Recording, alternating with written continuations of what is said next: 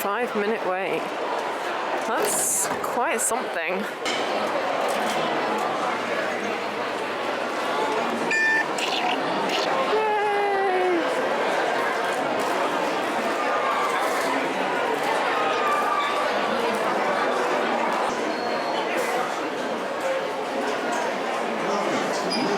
Sus manos y brazos, pies y piernas dentro del barco y cuídalos. Welcome to a voyage of discovery and awareness of the richness, the diversity, and the often surprising nature of living with the land. Our journey begins as dramatic and sudden changes are sweeping over the land. The approaching storm may seem violent and destructive to us, but to nature, it's a new beginning in the cycle of life. Beneath the surface of the land, roots trap water from the flowing mud, extracting precious nutrients and minerals. These elements, when combined with sunlight, create the diverse living systems of our planet. One of those living systems is the rainforest, home to the most amazing concentration of life on our planet. These dense and beautiful forests cover only a tiny portion of the Earth's surface, but they contain more than half of its plant and animal species. Rainforests are also extremely rich in productive living systems, providing us with oxygen, food, medicines, and other elements essential to our lives.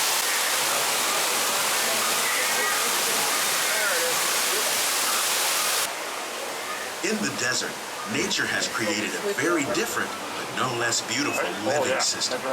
And while this arid landscape may seem lifeless, it is very much alive. The plants and animals that have learned to survive in these harsh conditions make use of what little water they can find and avoid the scorching rays of the relentless sun.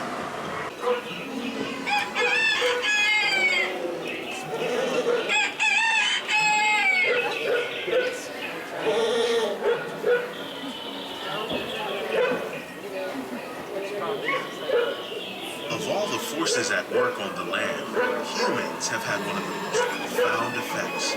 The need to produce food for a growing world led to the enormous use and sometimes overuse of the land. In our search for more efficient ways to grow food, we often fail to realize the impact of our methods. In the farmlands across America, we're learning that by plowing under vegetation containing natural fertilizers, we can enrich the soil without the use of chemicals. In arid regions, we're learning to produce food on desert seacoasts by developing and planting crops that thrive on salt water.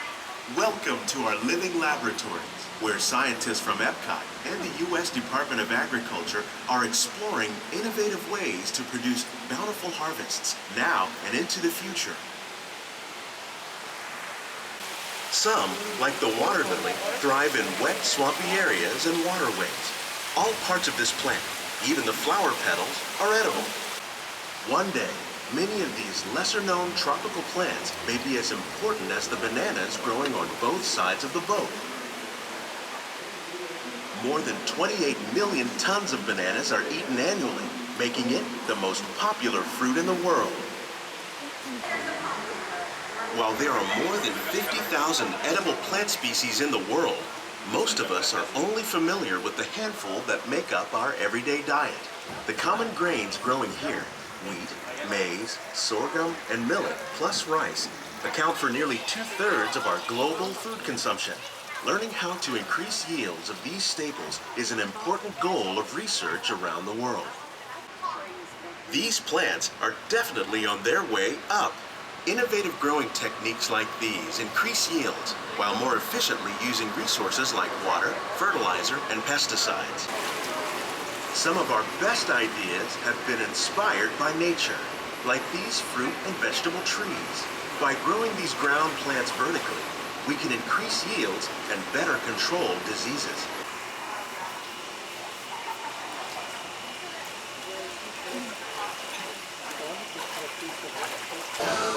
Together, we can continue to find more ways to increase food production and protect our precious natural environment.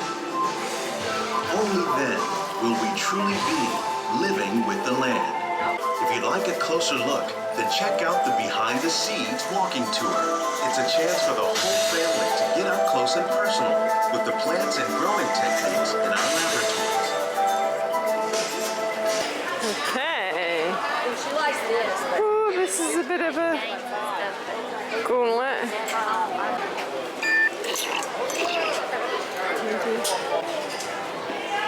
Didn't really need that. Seems to be at the point at which you can get them. It's the point you don't really need them. For your safety, remain seated with your hands on seat and rotate backward and may stop momentarily. Like a grand and miraculous spaceship, our planet has sailed through the universe of time. And for a brief moment, we have been among its passengers. It takes 15,000 years to come up with the next bright idea, recording our knowledge on cave walls. There was only one small problem. When we moved, the recorded knowledge stayed behind. Papyrus, in turn, creates better record keeping, plans, designs, and unfortunately taxes. At this point, each civilization has its own form of writing, which none of the others can understand. Remember how easy it was to learn your ABCs? Set definitions. And with maths comes mechanical technology and the birth of the high-tech life we enjoy today. Rome built the first World Wide Web, and it's leading us into space. It turns out there are copies of some of these books in the libraries of the Middle East, being watched over by Arab and Jewish scholars. Call it the first backup system. In 1450, Gutenberg invents the movable type printing press. Now knowledge can travel as fast as these new books, and travel they do.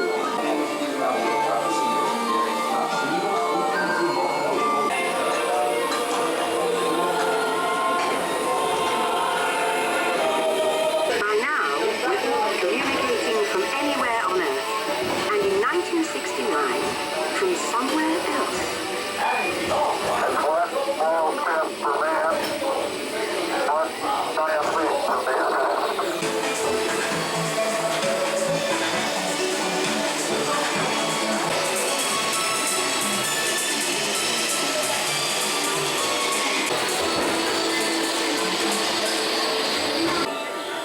Together we form a super network that glows with billions of interactions. And once again, we stand on the brink of a new renaissance. After 30,000 years of time travel, here we are, a truly global community, poised to shape the future of this, our spaceship Earth. Welcome to the future, or should I say, your future.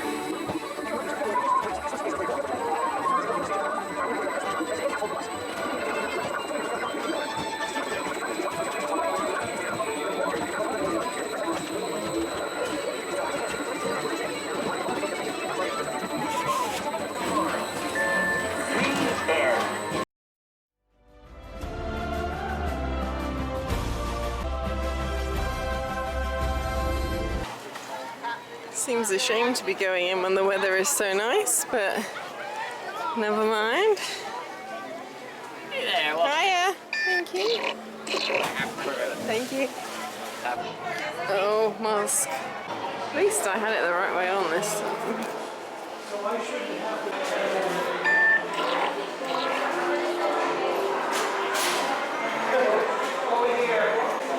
I don't know why I'm using these lightning lanes, because all the rides are now like 5 minutes because everyone's in World Showcase, but I feel I have it, so I might as well. Ooh.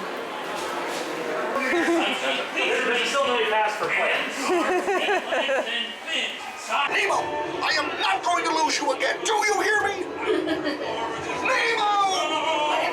Nemo, where are you, son? Don't worry, just keep your eyes open for him along the way. Find who? Nemo!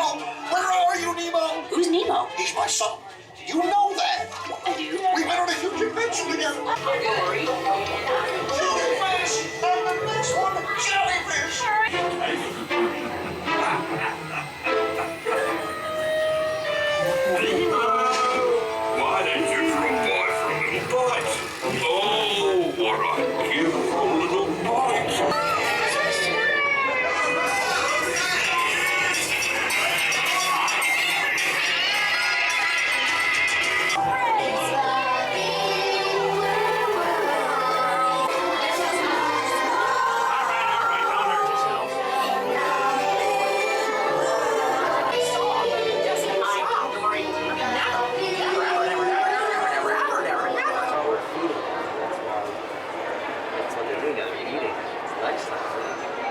I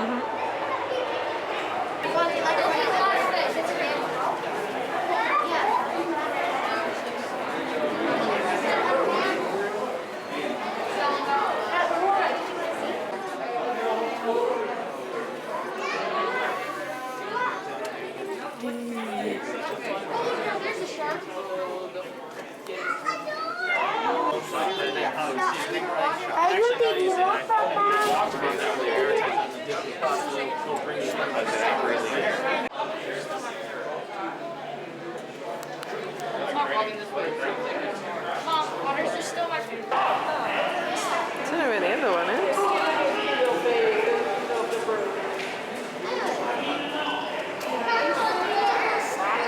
He's like, I'm out of here.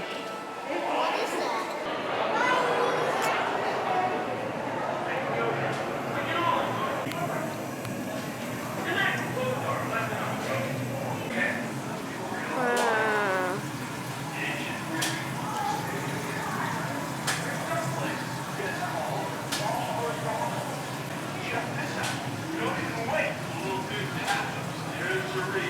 Starting to get hungry. Start to think about those desserts. Yay! We're using our photopass service.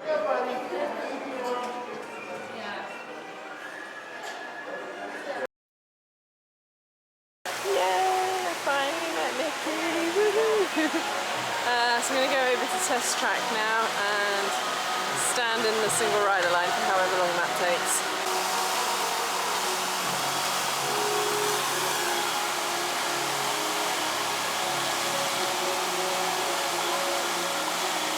I love the smell of these.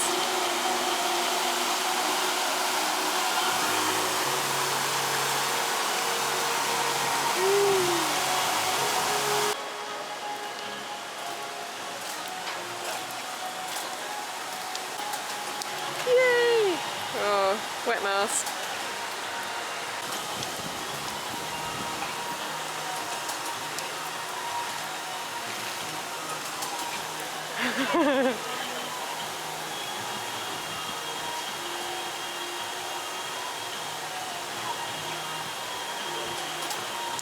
Yay! Okay, I forgot about the mural. The line looks a little bit shorter now, so I'm just going to do that now while I'm here so I don't forget. Look at Spaceship Earth. Okay, I have number 3. And I get to paint 10 squares. It's okay, we'll throw it away first. Okay, you changed me out too. Have to find 10 squares and number 2. Here we go, there's... Ah, here's a section. I'm going to do that section now. So that's the colour. So... What do you have? I have 7. What do you have, Kayla?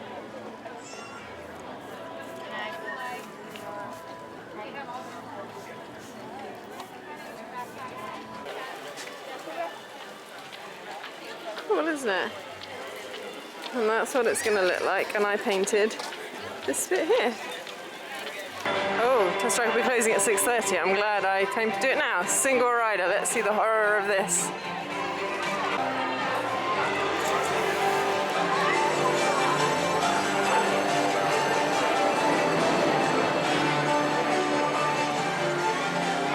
Let's see, I reckon maybe half an hour, 20 minutes.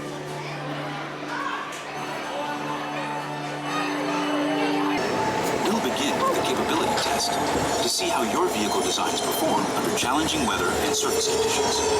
Simco performance data.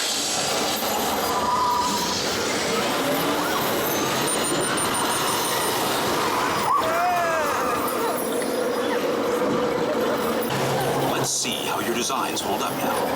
Commencing SimCar off-road and extreme weather sequence.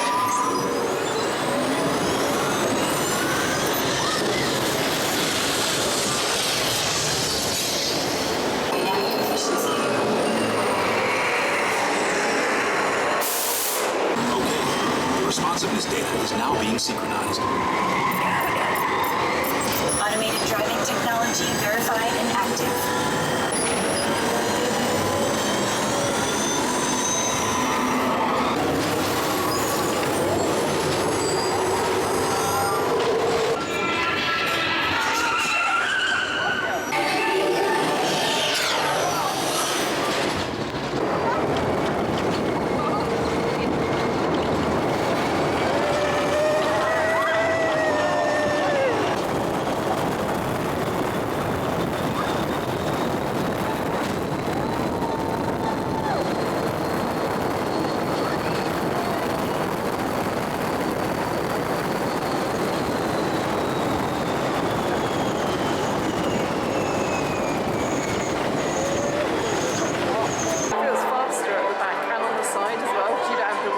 So it's like,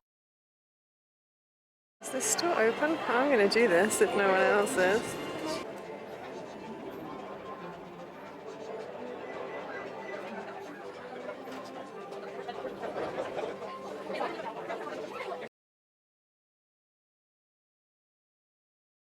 So that was like 10 minutes max, so that wasn't too bad actually. I will bear that in mind for next time I'm here.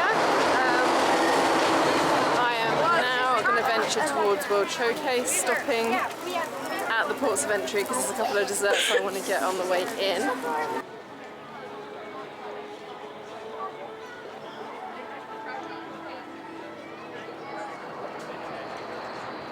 So they do different ones each day.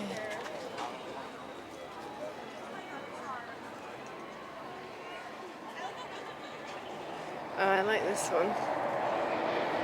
That's cute.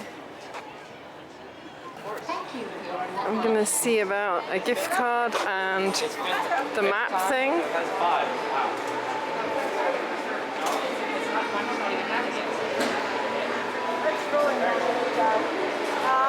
I want a patch of that, not the sticker.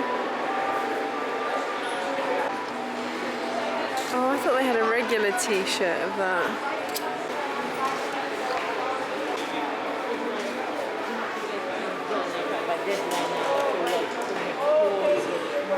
Oh, that's a bit disappointing. The one bit of festival merch that I wanted was the free gift with the map and they didn't have them. I got the map anyway because it's a fun thing to do.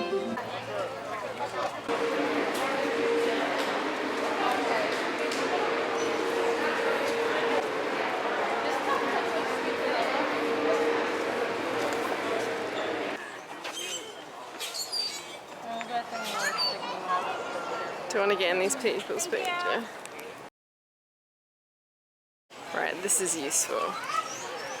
So I want deconstructed. Of course I've made the rookie mistake of coming to World Showcase in the evening, but oh well. I've hooked up my map on my carabiner, so I have it to hand.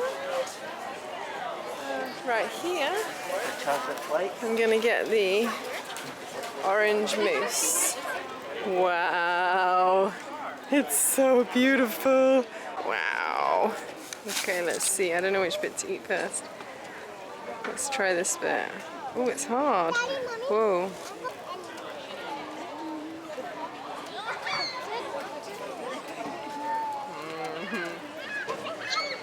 Oh, that's meringue.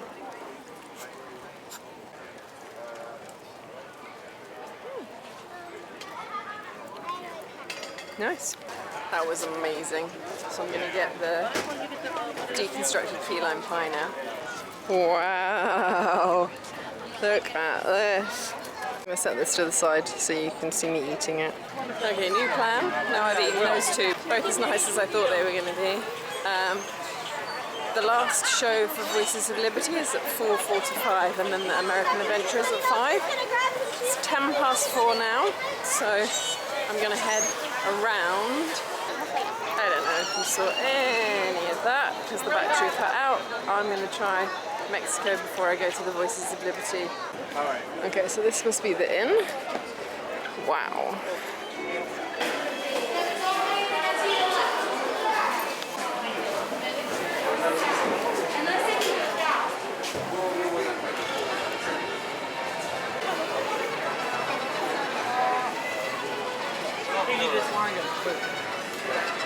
Yay! So this is the first one, landscape near the volcano figment. The line's really long for the ride, so I'm going to go around to American Adventure because I'd rather see that than the ride right now, and I can come back for the ride. Oh, I'm going to do this too, even though he has a long line. He can't take that long. Hi Donald! How are you? Yes! Thank you!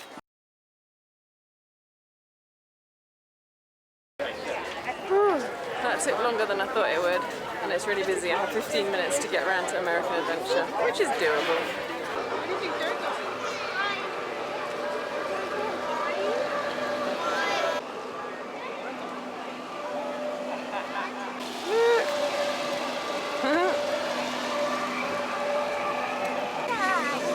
when they come, we're gonna go eat, okay?